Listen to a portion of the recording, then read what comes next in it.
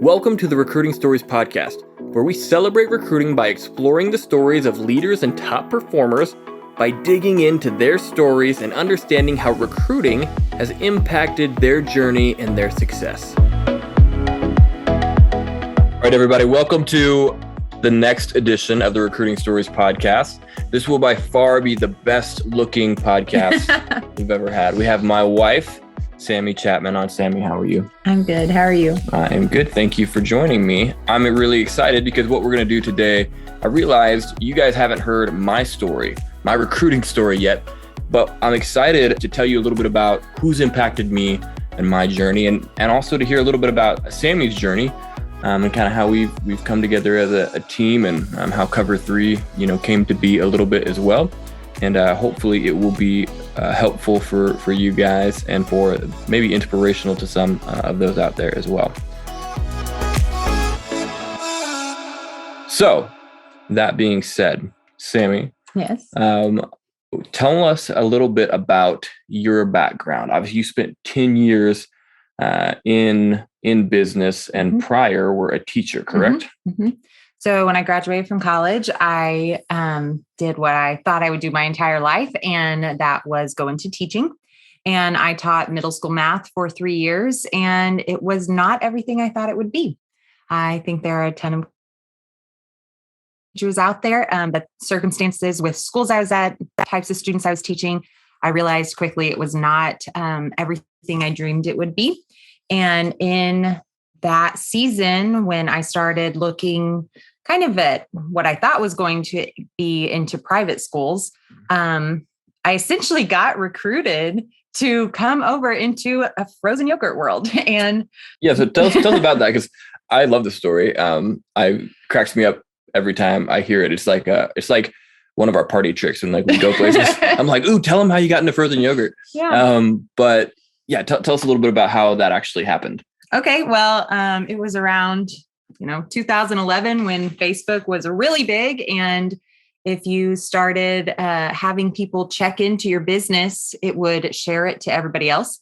And so there was a frozen yogurt store in my town that if you checked it on Facebook, you got a certain amount of ounces free. And so I checked in a lot. And Sami liked frozen yogurt. I really loved frozen yogurt. And so another store was opening near the school I actually taught at. And so I peeked in the window one day to find out when they were opening, and a man came to the door and basically recognized me from checking in on Facebook. And he happened to be the owner, the man who started all of that company, and they were building their corporate office right there. So he said, come on and meet my wife, and we open in a week, and we'd love to have you come back for free yogurt. And I spent an hour talking to them, came to their opening a week later. And as things progressed from there, they asked me to come and be the director of marketing and director of training. So I started there. Was it embarrassing that he recognized you because you checked in so often? No, I thought it was awesome. I feel like who doesn't love frozen yogurt? That's awesome. Cool. So you went and you started out just helping them out, and then led into a director of marketing program, which led into a career for a lot of years, right? Yeah. So that company actually ended up, those owners, we opened a lot of stores, about 200 stores across the nation in Canada and in a couple other countries. And then that company got acquired by another larger company. And so I was invited to come over to their team when that acquisition took place. And I started doing training for 7 frozen yogurt brands and for this chocolate company. And it was a lot of fun and I loved it. I traveled all over the place, got to meet a ton of new people, really helped them build their businesses. And then we had a little girl, and I realized the travel world was not going to be for me. And my company was kind enough to allow me to switch roles. And I started working in their marketing department and overseeing their graphic designers and things like that. So I went from being the franchisees contact and doing corporate training and being the one-on-one person with franchisees across the nation to instead being a project manager for marketing. Very cool. Yeah. And then, a second baby came along and Adrian started everything that he has going on now. And I got to a few years prior to that. And so we were in a place where I was able to step out of the corporate world and help Adrian and with Cover 3 and be a stay-at-home mom, which is the greatest role I can be blessed to have. Chief Home Officer. That's what you call yourself. Yeah. That's what my LinkedIn profile says. Well, let's go. That's what really matters. Yeah. I want to go back to jumping from school to business, right? Yeah. You were a teacher. Was there anyone that was like influential when it came to like encouraging you to do that, right? Because most like that's a scary jump. And I know there's a lot of teachers out there who are doing that. But was there anybody, family or friends that was just kind of like, hey, you should go for it and helped encourage you to do that? Yeah, honestly, my dad, he's always seen my ability to work with people and lead people. And so going from teaching to now training adults, the only thing was I went from a bunch of middle schoolers that didn't really want to learn to a bunch of business owners that were investing their money and their life savings and so much of what they hoped and dreamed for the future. It was just training them to do something that they were really excited to do. Yeah. And so the passion there was good for me. And so my dad saw that in me and he really encouraged me to take that leap of faith and jump over because I was afraid of how my abilities would translate, but it turned out great. And I got to do that for 10 years. It's really cool that he recognized that ability for you to say, hey, you can still teach, you can do it at a corporate level. And that's exactly what you got to do, which is really cool. That's really cool. So obviously impactful, your dad saying, hey, go for it. And then obviously your boss who said, hey, you check in a lot. Why don't you come in? But also, props to him as well, just for recognizing, your talent and saying, hey, let's give this thing a go. Because had he not done that, who knows where you're, hopefully not still teaching middle school. Right. So that's awesome. Very cool. Well, okay. So let's journey back then into a little bit of my story. Yeah. So I'll let you rock and roll. Well, Adrian, welcome to the Recruiting Stories podcast. Thank you. I'm so glad to be here. Yeah. So part of what we just talked about is you jumping over from your past careers into starting Cover 3 Consulting. So what got you interested in recruiting? Why did you choose to start a recruiting firm? Good question. So recruiting for me starts way back in like high school even, right? So I was a student athlete in high school and college. And I knew because every bunch of little boys out there, right? We all want to be NFL or NBA or, baseball, whatever, there's the sport that we all want to be a professional at. I knew that to achieve my goals, like I had to get recruited. And I had no idea what that meant in high school. But at the time, I'm dating myself here. We sent out VHS tapes and all you, youngins, I'll tell you what that means later. Google it, figure out what a VHS tape is. But so I knew that I had to like get videotape of myself performing well and like get that out to college coaches. Like that's really all I knew. Well, that became kind of like a journey that's just never stopped for me. And so there was this idea of people are building teams, right? And you want to be on the best team. Yeah. And to position yourself to be on the best team, you have to perform at a high level and you have to be able to prove that you can perform at a high level. So in high school, I went to a small, school in southwestern Missouri, not a place where, college football coaches like actively recruit, not big schools anyways. Broke my leg right before my senior year. Still did get recruited. Unfortunately, I was fortunate enough to get a scholarship offer. Had won state in track and done well enough in football that I got a chance to go start a career at University of Central Missouri doing football and track. So a guy named Theron H reached out to me. Coach H is now he was at Arizona for a while. He just got brought on as the offensive coordinator, I think at HBCU, Tennessee State, maybe, where I think Eddie George is, which is pretty cool. he was like kind enough to reach out. He thought highly enough of me. They brought me in for a visit, offered me a scholarship. The coach at the time at Central Missouri was Willie Fritz, who's now the head coach at Tulane University, and they've had some good success while he's been there. But that was an impactful experience for me. What they did was they took you on a tour. They got to work me out at the Division II level. I remember getting a cookie cake at the hotel they let me stay in. And like, that was the clincher for me, was the cookie cake. And I had a couple other, you love cookie cakes. I love cookie cake. It was great, but it was it was like, I felt wanted. And that was really interesting to me. So that was like the first time of like, man, this recruiting thing is pretty cool. So all that to say, had a college career, decided to transfer at some point, sent out some more tape, to Minnesota State University. A guy named Joe Klanderman, who was the defensive coordinator then. He's now the defensive coordinator for Kansas State University. He reached out to me. And again, it was that process, where I had gotten recruited by a few places, but man, really felt wanted. And for Coach Klanderman, especially, he was pretty impactful in my life because I always felt like that guy actually just cared. Like he would talk to me about life. I remember he wrote a letter when I graduated from there that I still have to this day. And makes me kind of emotional just thinking of it because, he believed in me. But so then I went from there, jumped into what I thought I was going to do post college. I had a chance to work out for a few NFL teams, but I didn't make it. So there, I still got to feel that recruiting process, but I wasn't quite good enough. And so I went and I was going to coach college football because I thought that's what my career was going to be.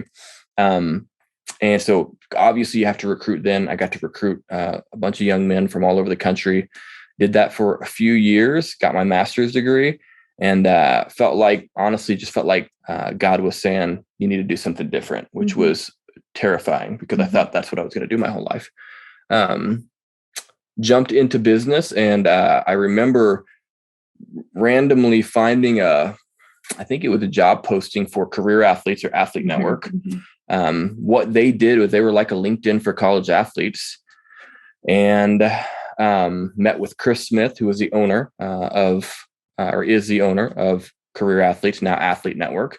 And so they help these student athletes get connected to life after sports. And I had a chance to help sell for them to, big corporations, and then also teach their recruiters how to recruit student athletes. So that was really my foray into professional business recruiting, because we worked with big companies like Northwestern Mutual or, Enterprise Rent-A-Car, C.H. Robinson, some of these big companies out there. And then from there, one of the companies I had sold to, I had an opportunity with Morgan Stanley. And so I thought I was interested in financial advising, and that was some dark years for me. I was like, I was wearing a suit every day and didn't really love that career. Your dark years were financial advising. Mine were middle school math. Yes. Very similar. Yes. But in the midst of that, so I learned a ton. It was super helpful for me because I learned a ton about selling and just myself in that process and who I was. I ran into a few guys that I will mention that were really impactful on my next steps. So one of those being Chad Earwood. Chad owns e-shipping and engaged companies. Chad had spoken to my college football team at some point years back. We had kind of randomly stayed in touch. And he and I bumped into each other. And I went up and visited with him at e-shipping offices in Kansas City. Then part of that I wasn't really interested in what they had going on at the time, but I remember going to dinner with a guy named Zach Aaron, who's actually been on this podcast. And Zach was awesome. I got to know him over dinner. We went to dinner a few times and was just interested in who he was and what he was about. And then as things progressed, when there was, an opportunity that made sense, helping lead the recruiting team, I had a chance to sit down and meet with Tony Tata as well, who is their chief revenue officer for e-shipping. And the big thing for those guys was, really creating opportunities for people to fulfill their destiny. And they say in a way that glorifies God. That was a big part of the mission statement for eShipping. And I hadn't really seen anybody do business and purpose and values well. I had seen business be very cutthroat and selfish. And so when I saw that was very interesting to me. And that's how I really got into and learned the logistics side of things. And so as we had our second kiddo, we kind of looked at each other and wanted to get a little closer to family. Mm-hmm. And first kiddo. That's still right. their first. That's right. First kiddo. Yeah. Second kiddo, I quit my job. How many kiddos do we have? First job. Okay. So we looked at each other and said, hey, we want to be a little closer to family. We want to raise them around their grandparents. Mm-hmm. And I knew I had always wanted to jump out and start my own business. And when we looked at kind of the options that were out there, recruiting just rose to the top because of the impact that you can make on people. So that was a long-winded answer for you. Yeah. I think. Yeah, that was like all the way back from the beginning. I might as well said, how did you start first grade Pee Wee football? Well, if you want to, no, I'm just kidding. No, that's good. I mean, it gives people a background of not only how you started Cover 3, but also how the sports world and how you were recruited then translated into then later you being recruited for business. And now you recruit others. And that's what you created Cover 3 to be. That's right. Yeah. And I mean, I give that context because I think it's helpful.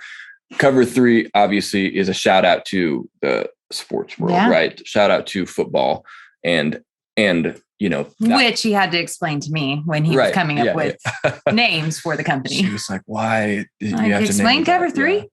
Yeah. But yeah, I mean, I want people to understand, some of that context for me, but also I think the importance of recruiting. So, and when I think of, why I decided to do that, it was because it was so massively impactful in my life. Right. When I look at, and go back and name some of those people, and I'm, obviously left out a ton of people, but so many people, if one person didn't make that impact in my life, I may not have been a football player. Mm-hmm. I may not have gotten a scholarship. Mm-hmm. I may not have moved to the places I moved. I may not have met you. Right. And so really glad that I made those. Me too. So I just think it's important to consider and appreciate how impactful recruiting can be. Yeah. And you talked about, Coach Kleinerman had a big part in recruiting you at the time moving up to Minnesota State. And you talked about especially Chad Earwood. And we were married at that point, or I guess we were dating at the point whenever you started working for them. So you named a lot of people, but is there anybody that specifically you would say like this person pushed or pulled or recruited you into this industry that you are now in? Man, that's a good question. I don't know if I would say there was anyone who like pulled me into it. I would look at a guy like Tony, for instance, when it comes to just the sales or entrepreneurial side of things. Mm-hmm.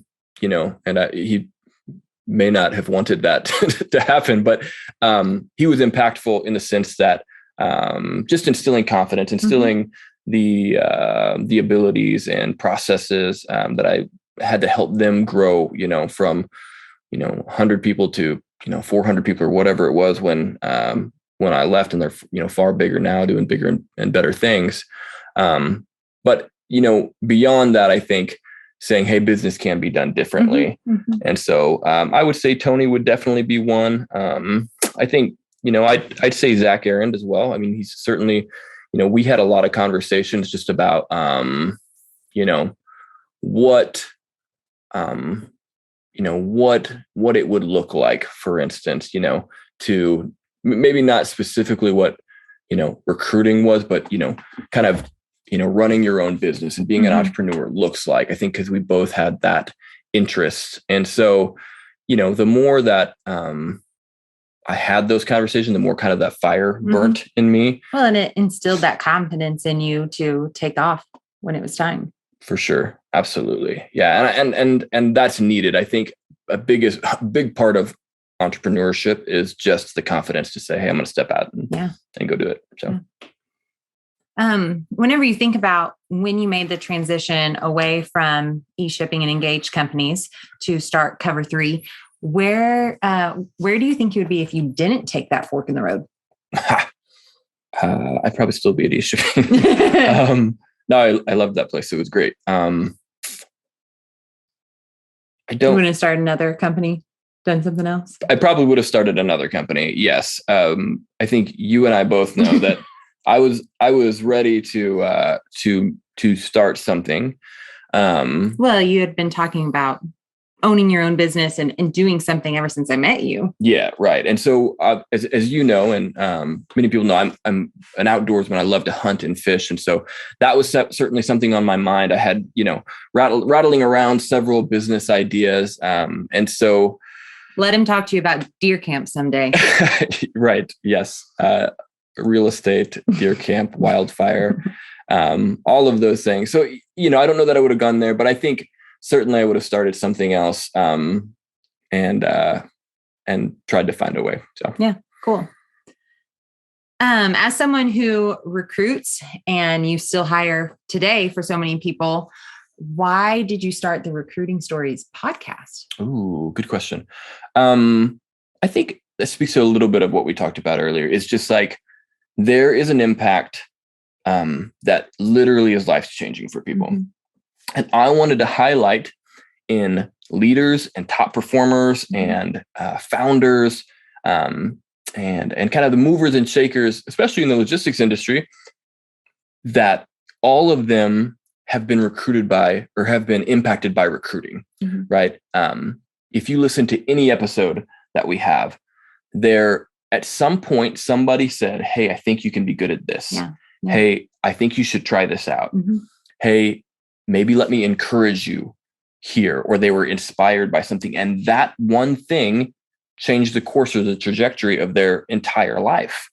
And that to me is massively like I would say responsibility of that and the weight of that is very heavy. So I want people to feel that when they recruit, because if they do, I think you will find a few things. I think one, you were going to naturally recruit the type of people that you want, right? They're going to be attracted to genuine, authentic people who are inspiring. Two, I also think you're going to have higher retention, right? Because people are going to say like, that's what they're about. That is what I'm about. And I know they care about me and my family and my future and not just putting a butt in a seat. So. I felt like I needed to correct you since we correct our children of not saying but. I was like, you need to say bottom. I don't know. Sorry, it just like came out of me real fast. A bottom and a seat. Yes. Whenever you're so this is the Recruiting Stories podcast, and you've been able to get a lot of people's stories out there that hopefully has encouraged others along the way. Now, on your day-to-day job with Cover 3, you help other people find talent, right? So when you're working with an owner of a company, the CEO, whoever is looking to hire, and you're encouraging them as far as how they're going to help you find the right people for their company, what are you asking them what information do you need from them so that you can go find the right talent? And what type of talent do you look for based off of that? Good question. If I can hopefully distill what you said, the biggest thing that when I talk with them about, hey, what are you looking for and how can I help them find that, is I use the example all the time of we're a fishing guide, right? And so everybody wants to catch the big fish or the right fish. Okay, well, most people, they might want to catch that fish, but they don't actively fish for those fish every day. And I do, right? That's why you should hire a fishing guide if you're not actively always fishing for those. So I may know a special spot on the river that you may not know about. I may have the right equipment. I may know when they're biting and why, so to speak, right? So what I've learned about top performers and high level individuals is the first thing that you have to look at is mission, vision, values, right? So you have to have a meaningful mission. You have to have a vision of where that company is going. You have to have values that align with theirs. And then, then of course, you have to compensate them fairly according to where the market is, right? You got to pay the bills. Certainly that's not all of it, but it's a big part of it. And then the last thing would be, how do they grow, right? Sometimes that could be taking on more responsibility, but you got to give them some kind of a path, and you got to paint that picture. So that's the things that we talk about: is what are your mission, vision, values? What's the compensation look like, and what does the growth look like? Now, once you get there, of course, we got to talk about qualifications and certain things like that, and that helps, and we can certainly use a lot of tools to figure that out. But a part of our process then is we've got to take that mission, vision, values, and we want to go find people who care about that. Yeah, and that means sometimes talking to a lot of people. So. And I love that you talk about not only whenever you've been recruited to different companies, that the mission and the values behind that company are what matters so much. And I know in my own experience, that what has led me to different companies, or allowed me to stay in certain companies during acquisition process and things like that, is knowing whether or not I align with what their values are. And I know that that's important. So I like that you mentioned that when you talk with the companies, that's one of the first things you're looking for. And so when you're looking at talent, you want to know that they match with those values, because you want somebody to want to be there as much as the company wants them there. And so I love that. And whenever, that leads into philosophy. And so you've got your mission statement, you've got your vision, things like that. So thinking about what you do now and what you lead others to do you have a recruiting philosophy? Ooh, man, that's a big question. I don't know if I was prepared for this one. We should have talked about this before. Oh, it's on your list that you list. Ask other people this question. So, man, I just listen to a lot of his podcasts, so I pay attention.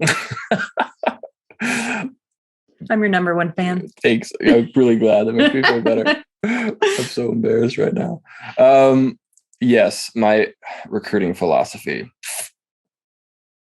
Yeah, I mean, one of the things that I do talk about and I share with a lot of owners, executives, founders, what have you, whoever I work with, is the whole, and you've heard it before, is like hire for character, train for skill. And I believe in that.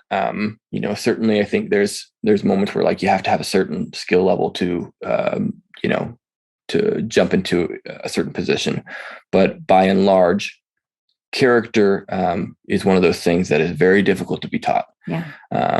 And I think that if you can find people with high character and high values, then you can teach those people anything. And so, I mean, it goes back to where we talked about mission and values. Is like I would take someone, and you've probably heard this on the Simon Sinek, where he talks about the Navy SEALs and their philosophy, and it's like they would rather take someone who is a medium to low performer but high trust, rather than someone who is a high performer but low trust. And he uses the phrase like, I might trust you with my life, but do I trust you with my money and my wife? And so I think it's a great, it's a great clip. It's been shared a bazillion times. But I think that is a great point, because we don't have a good measurement for that. And so, if you can find people who are highly trustworthy, they're highly engaged in your mission, their skill level can be developed. And so if you can trust them to do what they say they're going to do, even if they're not highly skilled yet, bet on them. Yeah. Like, bet on them and go hire them. Well, integrity goes a long way. That's right. When you find somebody with that and you can trust them. Yep. Well, I've got a couple closing questions for you, but before we get there, are there any last things that you wanted to say that you don't think we got to? You have been the best host / guest that I have ever had. So thank you for joining. Hopefully you're on again. We'll see if you make it. I'll have to talk to the boss. I don't know if it fits in my schedule. I'm sure our daughter JC would love to jump in for you. Oh man, she loves whenever she finds your microphone and she can sing something into it. Yeah, she does. It's pretty great. No, I think big thing I would just say is when it comes to like going back to cover 3 and going back to the podcast is like, you asked me earlier about, why cover 3. And if for those of you who haven't heard why cover 3 is why I named the company Cover 3, right? Obviously you heard a little bit about my sports background, but cover 3 is a really simple football coverage, right? It's it's a defensive coverage. It's really basic. It's been around for 100 years. But it's still really effective. And the reason it's effective is if you can put talented people in a system and equip them with what they need to be successful, the knowledge they need to be successful, the equipment they need to be successful, and let them play ball, they will be successful, right? And you don't have to do much because it's simple, right? They know what their responsibility is in multiple situations. And then they can just literally go play football, see ball, get ball. They can do their responsibility really well. And so for me, I remember in my coaching career early on, there were people, that I would watch at high school camps. Early on in business, it was similar too, but people would overcomplicate things. And I watched young student athletes, I watched young professionals just kind of like their head would spin when people would try to put way too much on their plate. And my encouragement to business owners is simplify things, right? I always say use the hashtag check cover 3. And what I mean by that is like hire incredibly talented people, equip them and get out of the way. And when you do that, you'll be amazed at what people are capable of. And I don't think business needs to be complicated when you make a system that is simplified for them and put the right people in the right position to win. So that's kind of the why behind cover 3. I love it. I'm glad you shared that because I think that is important. It's what you do, it's what you create, and it's kind of who you are. So, okay. Well, looking over the last decade and a half of your life, go back to your 20-year-old self. What advice would you give Adrian Chapman back then? Oh man, I would give him so much advice. There's a lot of things to avoid, a lot of people to avoid. Avoid soda and sugar and anyways, I think if I were going back to my 20-year-old self is like, don't stress out so much. Like, I think when you're in your 20s, especially like if you're really driven, if you've got a lot of goals, you feel like you have to accomplish everything like right now, like yesterday. I deal with this a little bit today, even, as you could probably attest to. But no, you don't have a super drive. Yeah. But I think, I would tell that 20-year-old me like, hey, enjoy the moments that you are in. Don't let, the fact that you're not where you want to be steal the joy of today. Yeah. Right. And so, enjoy that and then learn from those things. And then probably the other thing that I would tell the 20-year-old version of me is focus on, I would say the big values in your life. Who do you want to be known as 20 years from now? And then what can you do today to achieve those, rather than what is the title that you want? What is the amount of money that you want? What is the vehicle that you want to drive?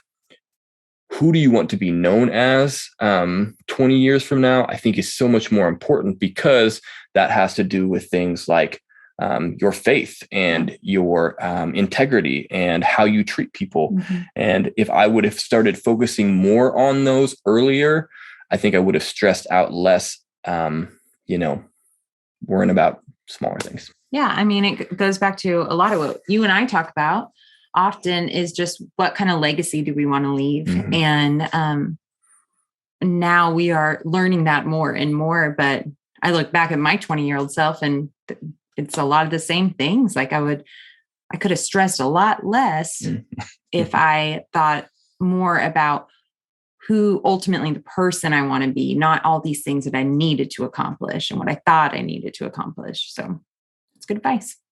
Too bad we can't go back and tell ourselves. What advice would you give your 20-year-old self? Well, I just read this book called When Striving Cease, and I would go back and tell myself that, because I read that book, even though it's not written yet. Yeah, it's not written yet, but I always striving. I always thought I needed to be the best I could be and try to improve myself and make sure everybody else was happy with what I did and what I could accomplish and what I could do for them. And so it kind of robbed me of some joy along the way, because I was so worried about what I was doing for other people or trying to accomplish for my bosses, which that's a great thing to do. But at the same time, I was very stressed for a lot of years. And then as I kind of grew into my own, especially luckily having a career in the same business for the most part for 10 years, I was able to see a lot of growth in myself. And I saw who I was the last few years I was working with that company versus who I was at the very beginning. And luckily I saw who I wanted to be. I believe I really was at the end. That's good. One thing you said just about trying to please your boss or make your company happy, that's somewhat important, right? You obviously have to perform well, but thinking about that, I was similar. And I think a lot of young people are you're there's this fear of I'm going to lose my job, or what happens if I don't meet this deadline, or what if I don't send this email and I promise it's going to be okay. Right. You almost should let yourself fail. And I'm not saying go get fired or anything. Don't hear that. Right. But I'm saying allow yourself a moment to let something slip and see what happens. Because the world's going to keep spinning. You're going to be okay. And what I'm saying about that is not to just not perform, but to understand that your value is more than your job. Your value is deeper than, if you get that bonus check. Your value, and where we stand, obviously we believe in Jesus, and we believe in, we're Christian. And so your value, you have an eternal value. And, we believe that's in Christ Jesus. We believe that's in having a relationship with God and a God who loves you and has a purpose for you and a plan for you. And so for me, my what I would tell you is don't stress about those small things when there's something so much more meaningful and deeper in your life, and go figure out what that is. Well, and when you find your identity in that, it shapes it shapes who you are, and your character changes because of that. And I think as you were talking about trying to please your boss and all of that, when you are established in who you are, and your character will shine through all of that. And so if there is in any way where you don't live up to whatever pleasing you're trying to do, your character shines through. And luckily my own experience, that when there was a lot of turnover and things like that, I got to stay on over and over in the midst of turnover. And it's because of integrity and reliability and things like that. And so I agree. I think, and you're a great example of that, but the deeper your purpose, that the higher your calling, well, guess what? The harder you're going to work, right? Because you're going to stand up for the right things, and you are going to be consistent. You are going to be on time, and because you're going to be more selfless and less selfish as well. So awesome. It's good, baby. Thanks for sharing that. Okay. Well, as I've listened to your podcast, you ask everyone one final question. And so it's your turn to be asked this question. You read a lot, so I know you might have a plethora of answers for us, but what books would you recommend to your audience that have shaped your journey? Thanks for making everybody think that I'm a voracious reader. I'd like to read way more than I do. There's a big stack of books on his nightstand, though. Probably. I need to finish those books is why they've been there too long. But okay, I'm gonna list three, and there's so many good ones. First and foremost, the Bible. We mentioned, kind of what we believe in, our foundation in the Lord and as Christians. And so read the Bible if you haven't. That's our giveaway one. Yeah, that's free. That's a freebie. That's a freebie. That doesn't count against the free. The next one, when it comes to business, right? I would say that a few that were really impactful for me. One of them is called The 4 Disciplines of Execution by Chris McChesney. The reason that one is really impactful for me is that shaped how I think about operating a business and any specific role. And so whatever role you have, they talk about something in the book, not to give anything away, about wildly important goals. And then essentially what you can do is kind of, you start with the end in mind and you focus on what's wildly important. And you can create a process by focusing on the things that matter most to do with your day. And it makes you hyper efficient on how you operate. And I promise you it will be valuable to anybody who reads it in any business or organizational role. So 4 Disciplines of Execution. The next one is Great by Choice by Jim Collins. That's an interesting one because it really details like how some companies have gone from like, an average organization or group to a extraordinary group, and what's the difference. And there's, this idea of making a choice to do things different. And there's a number of great examples and stories about the companies who have done things differently. And I've taken many of those, into how I do things personally for Cover 3 as well. And then the last one is a book called Epic by John Eldredge. And the idea in that book is kind of viewing your life as an epic novel or movie, and placing yourself in a position to where you are writing your own epic story, and to see yourself more as the hero, and asking yourself questions like, what would the hero do next here? And sometimes that's the most difficult thing, or the thing that you don't want to do or face. And so it's an interesting look about kind of how to take on life and how to be encouraged. And it's always encouraging to me. So those are my books. That's good. Yeah. All right. So how do you end a podcast? Oh, yeah. Well, typically I say something to, hey, how do you get in contact with me? Or where should we go to get in touch? So if you want to get in touch with me, reach out on LinkedIn. Of course, I'm pretty active on there. You can email me at adrian@cov3consulting.com. You can go to our website, www.cov3consulting.com. Sammy, would you like anybody to be able to get in touch with you? Yeah, they probably just see a bunch of adorable children. So probably not. I mean, they could find Sammy on LinkedIn as well. She may not check her stuff. Sammy Chapman. Sammy Chapman. Chief Home Officer. Chief Home Officer. That's right. Well, that's it. Thank you guys for joining us. We will be back next month with another, leader in the transportation industry. Looking forward to bringing you a couple new things there. And hopefully we're going to be coming out with some new content here soon that will help you with your hiring process, or help you as a candidate when it comes to figuring out how to position yourself to get job opportunity as well. So thank you guys for joining us. Thank you. Thanks for listening to the Recruiting Stories podcast. If you haven't yet, subscribe wherever you listen to podcasts. Check us out on LinkedIn. Adrian Chapman and Cover 3 Consulting is our company page. Also check out our website, www.cov3consulting.com. Again, thanks for joining us, and we just simply want to remind you that you can change the world by putting people in a position where they can do the most good, and you do that by recruiting. Thanks again for joining us. We'll see you next time.